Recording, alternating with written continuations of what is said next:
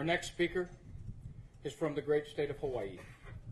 From Hawaii's 1st District, U.S. House Representative, Congressman Neil Abercrombie. Sir, welcome.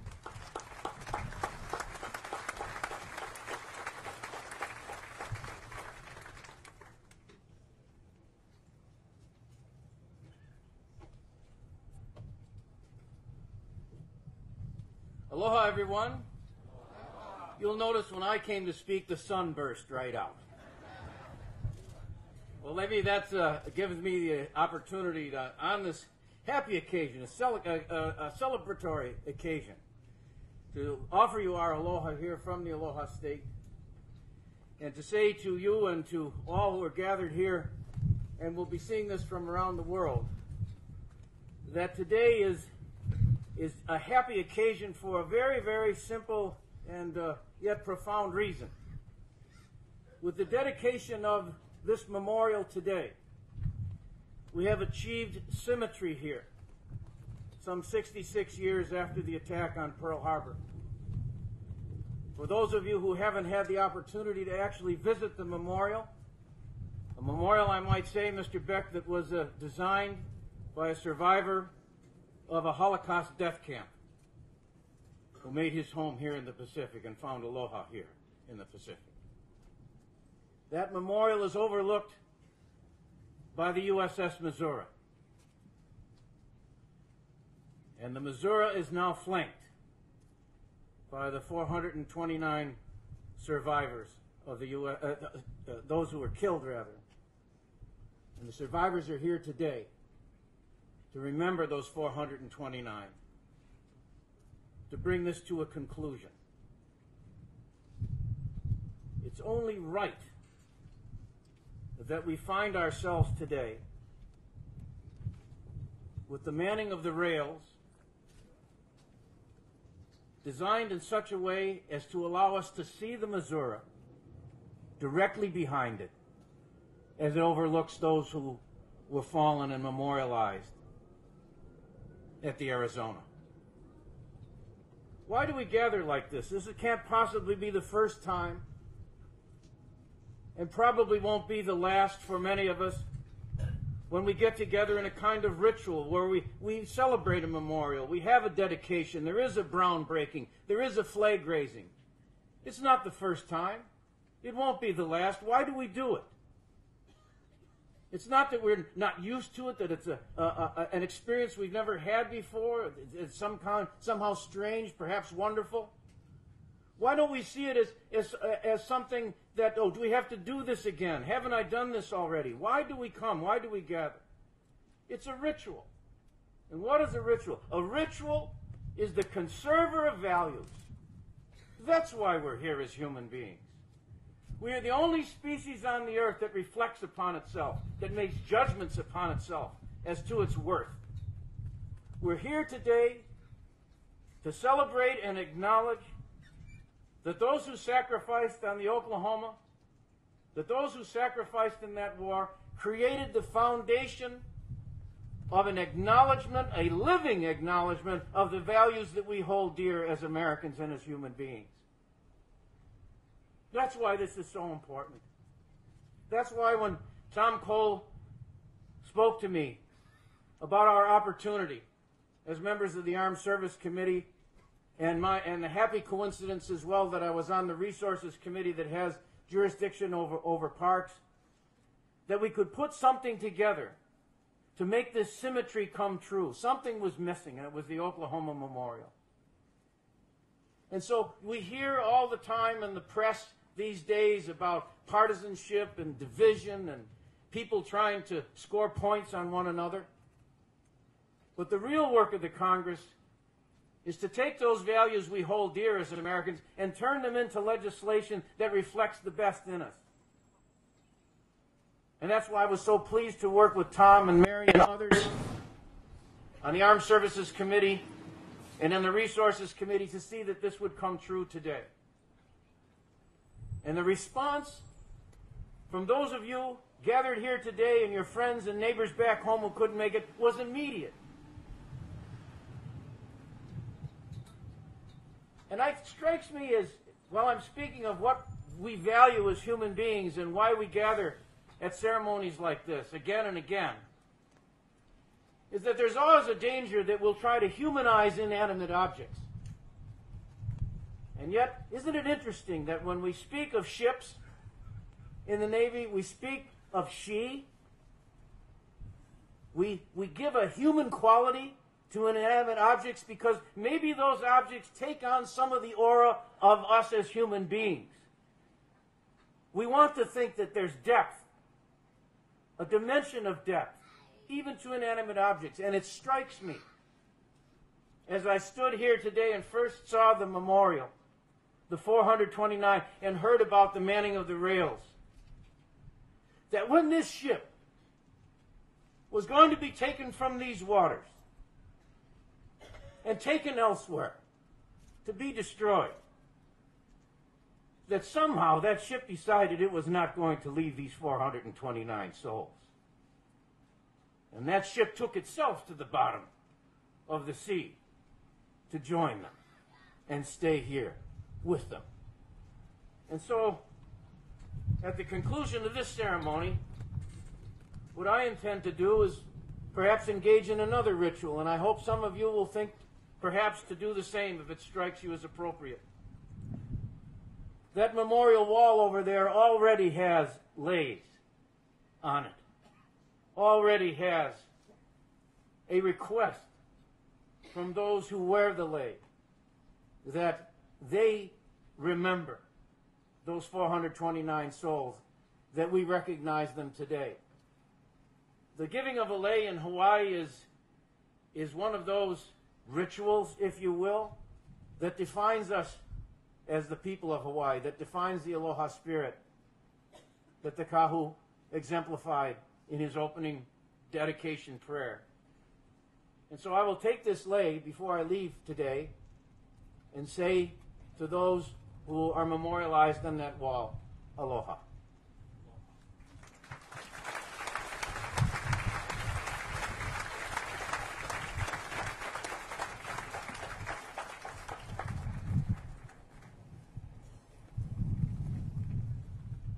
One year ago today, the governor of the state of Oklahoma made a challenge to those on the committee, to the people of Oklahoma, and to all the contributors. And his challenge was, when we turned the dirt on this very spot in the groundbreaking ceremony, that we would return here on 7 December 2007, shortly after the 100th anniversary of the great state of Oklahoma, and we would dedicate this memorial to the crew and the families of USS Oklahoma. Today we are honored to have Governor Brad Henry and First Lady Kim with us. Welcome, Governor.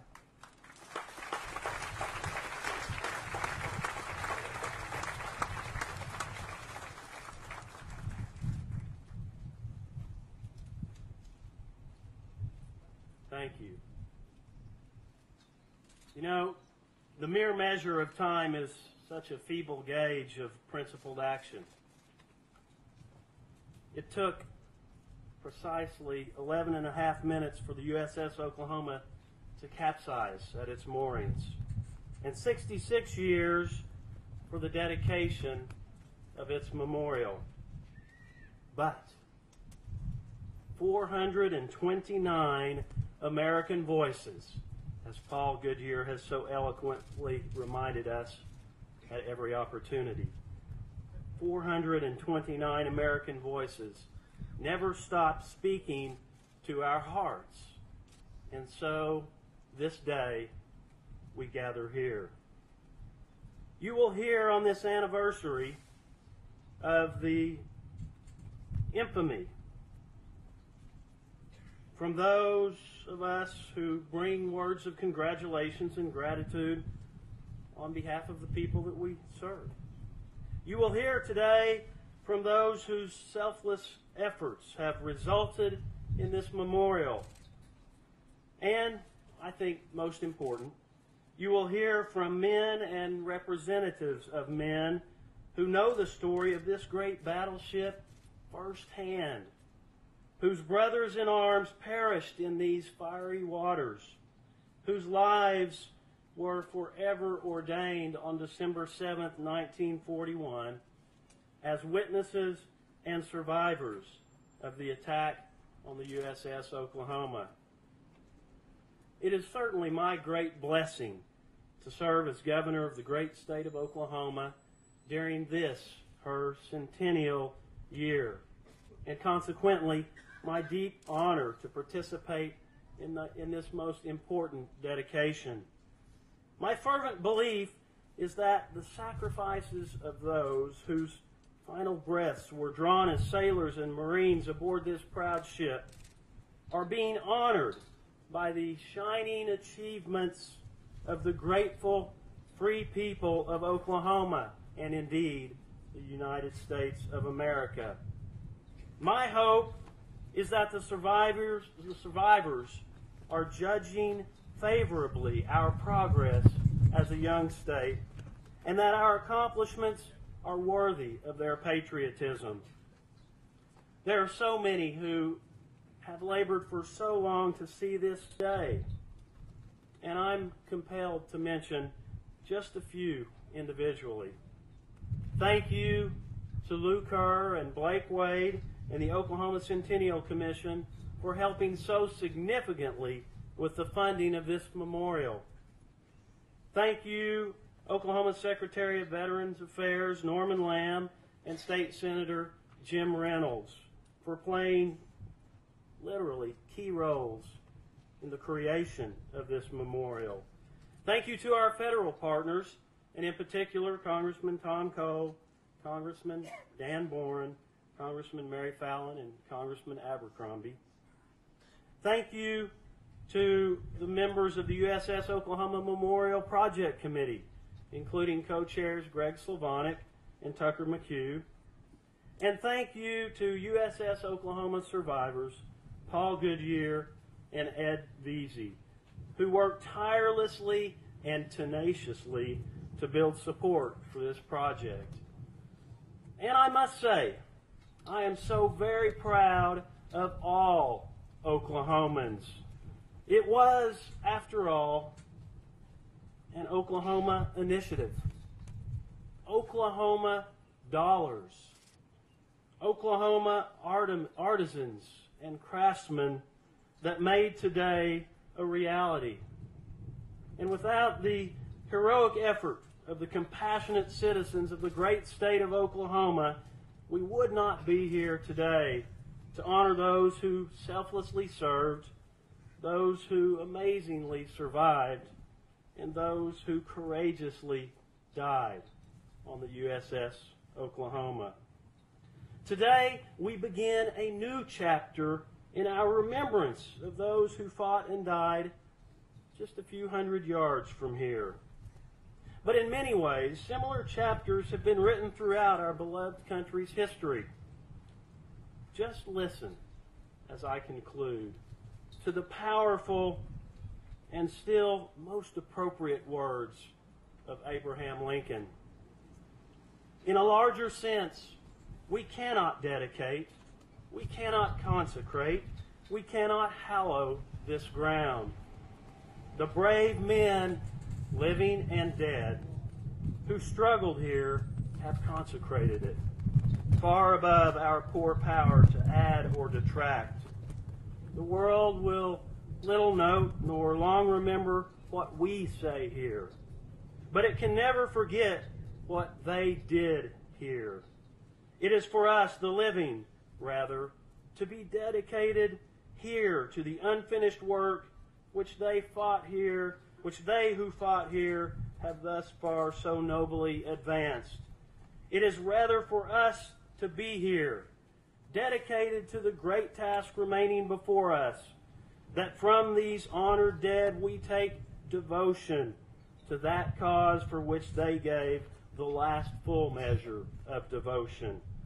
That we here highly resolve that these dead shall not have died in vain, that this nation, under God, shall have a new birth of freedom, and that government of the people, by the people, for the people, shall not perish from the earth. Thank you. God bless you. God bless Oklahoma, and God bless America.